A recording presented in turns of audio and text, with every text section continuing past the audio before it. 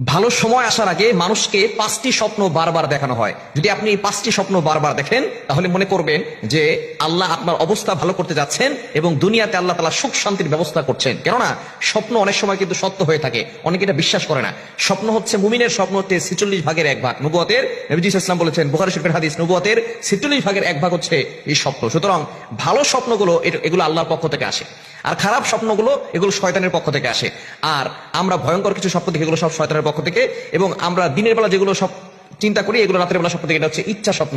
সুতরাং ভালো স্বপ্নগুলো আল্লাহর পক্ষ থেকে আসে। সুতরাং আপনি এই ভালো স্বপ্নগুলো যদি বারবার দেখতে থাকেন, 5টি স্বপ্ন যদি আপনি দেখেন, তাহলে মনে করবেন যে আপনার অবস্থা ভালোর দিকে যাচ্ছে, আল্লাহ পাক রব্বুল আলামিন আপনার জীবন চলার পথ সহজ করে দিচ্ছেন। এটা মুহাম্মদ ইবনে সিরিন রাহমাতুল্লাহ আলাইহি তিনি তার কিতাবের ভিতরে বলে দিয়েছেন।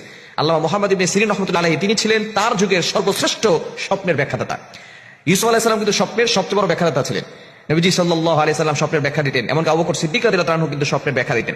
এবং মুহাম্মদ ইবনে সিরিন রাহমাতুল্লাহ আলাইহি তিনি তার যুগের সর্বশ্রেষ্ঠ স্বপ্নের ব্যাখ্যাদাতা ছিলেন। তার কিতাবের ভিতরে এসেছে যদি কোনো ব্যক্তি 5টি স্বপ্ন দেখে, তাহলে বারবার এগুলো যদি দেখে, তাহলে তার অবস্থা ভালো দিকে যাচ্ছে, তার সময় ভালো হবে, তার ভালো সময় আসবে। 1 নম্বর হচ্ছে, কেউ যদি নবীজি সাল্লাল্লাহু আলাইহি সাল্লামকে স্বপ্ন দেখে, তাহলে তার দুনিয়াতেও আল্লাহ পাক রব্বুল আলামিন শান্তি দিবেন, আখিরাতে নবীজি সাল্লাল্লাহু আলাইহি সাল্লামের সাথে জান্নাতের ব্যবস্থা করবেন। দুনিয়াতেও শান্তি, আখিরাতেও শান্তি, যদি কেউ নবীজিকে স্বপ্ন দেখে। নবীজি সাল্লাল্লাহু আলাইহি সাল্লাম জানিয়ে দিয়েছেন, শয়তান নবীজির আকার ধারণ করতে পারে না।